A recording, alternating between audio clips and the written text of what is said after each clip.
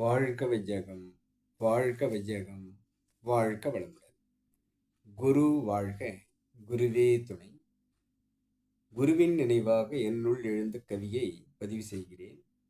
அருள்நிதி பேராசிரியர் அன்பழகன் திருவண்ணாமலை. அனைத்து அன்புள்ளங்களுக்கும் வாழ்க வளமுடன். அன்பாய் மலர்ந்த ஆன்மா என்ற தலைப்பிலே இக்கவி வந்திருக்கிறது. பதிவு செய்கிறேன். வாழ்க்கை என்பது பூந்தோட்டம். வாழ்க்கை என்பது பூந்தோட்டம். வருவது யாவும் சிறப்பாகும். வருவது யாவும் சிறப்பாகும். ஊழ்வினை களைந்தே உயர்வதற்கே. ஊழ்வினை களைந்தே உயர்வதற்கே. தீவினை யாவும் செயல் இழக்கும். தீவினை யாவும் செயல் இழக்கும். பாழ்நிலை உணர்வதே பரசிவ வெள்ளம். பாழ்நிலை உணர்வதே பரசிவ வெள்ளம். பரவசம் யாவும் உணர்வாகும். பரவசம் யாவும் உணர்வாகும். சூழ்ந்தழுத்தி சொர்க்கமே சுகமாய் தெரியும். சூழ்ந்தழுத்தி சொர்க்கமே சுகமாய் தெரியும். அன்பாய் மலரும் ஆன்மாவே. அன்பாய் மலரும் ஆன்மாவே. வாழ்க வளமுடன். வாழ்க்கை என்பது பூந்தோட்டமாக நாம் வாழ வேண்டும்.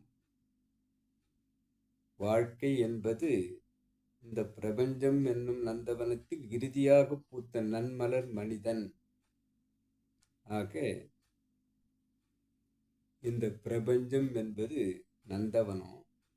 அதில் நாம் வாழ்வதற்கு வந்திருக்கிறோம் என்பதை கருத்தில் கொள்ள வேண்டும்.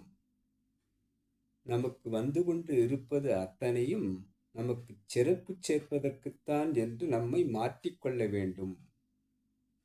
ஊழ்வினை களைந்து உயர்வதற்கே.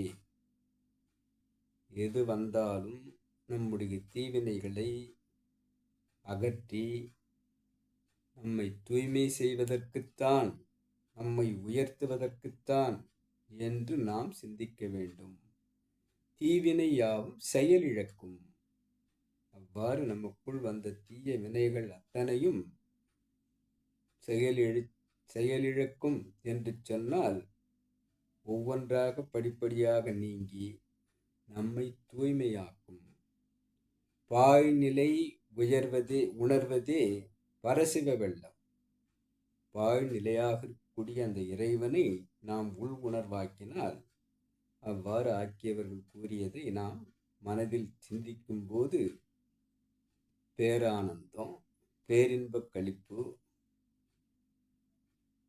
இவ்வாறு அவர்கள் உணர்ந்து சொல்லியதை நாம் உணர்ந்து அந்த இலக்கை அடையக்கூடிய சாத்தியக்கூறு அனைவருக்கும் இருக்கிறது என்று நம்மை வழிகாட்டி அழைத்து செல்லும் நம் குருவை பற்றி கொண்டு அந்த பேரின்பம், பேரானந்தத்தை நாமும் உணர்வதற்கு முயற்சிப்போம், பயிற்சிப்போம், பழக்கமாக்கிக் கொள்வோம். யார் கேட்டாலும் குருவின் பயிற்சி செய்வது எனக்கு வழக்கம் என்று மாற்றினாலே போதும். பரவசம் யாவும் உணர்வாகும். பரவசம், பர என்று சொன்னாலே இறைநிலை. இறைநிலை எங்குமே இன்பமாகத்தான் இருக்கிறது. இறைநிலையில் வேதமில்லை. இறைநிலையில் அன்பு இருக்கிறது. கருணை, தயை, தாட்சண்யம், ஈவு, இரக்கம், அனைவரையும் அரவணைத்து செல்லும் பண்பு, இவை அனைத்தும் அடக்கம் பெற்ற அந்த பரவச நிலையை நாம் உள் உணர்வோம். சூழ்ந்தழுத்தி கொண்டு அனைத்தையும் பிடித்து கொண்டு சுழற்றி விட்டு கொண்டு இயக்கிக் கொண்டு அறிவாக இருந்து கொண்டு செயலாக்கம் செய்யும் அந்த இறையை நாம் உணர்ந்தோமானால் அதுதான் சொர்க்கம்.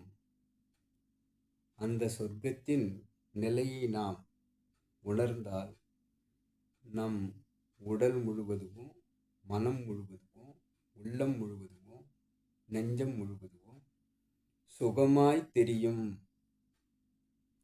சுகமாய் தெரியும், தெளியும் இவ்வாறு நாம் மாறுவோம், அன்பாய் மலரும். அறிந்தது சிவம் மலர்ந்தது அன்பு என்று மலரும் போது இதை மலர்த்திக் கொள்வது எது என்று பார்த்தால் நம்முடைய ஆன்மாவே, அன்பாய் மலர்ந்த ஆன்மா. இவ்வாறு அன்பாக மலர்வதற்கு குருவை பற்றி கொண்டு நாம் பயணிக்க வேண்டும்.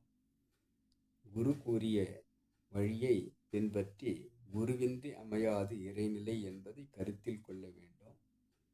குரு சாட்சாத் பரபிரம்மம், கண்ணுக்கு தெரிந்த கடவுள் குரு என்பதை பிடித்து கொண்டு அவர் கூறியிருக்க கூடிய அந்த வாசகத்தை கருத்தில் கொள்ளலாம்.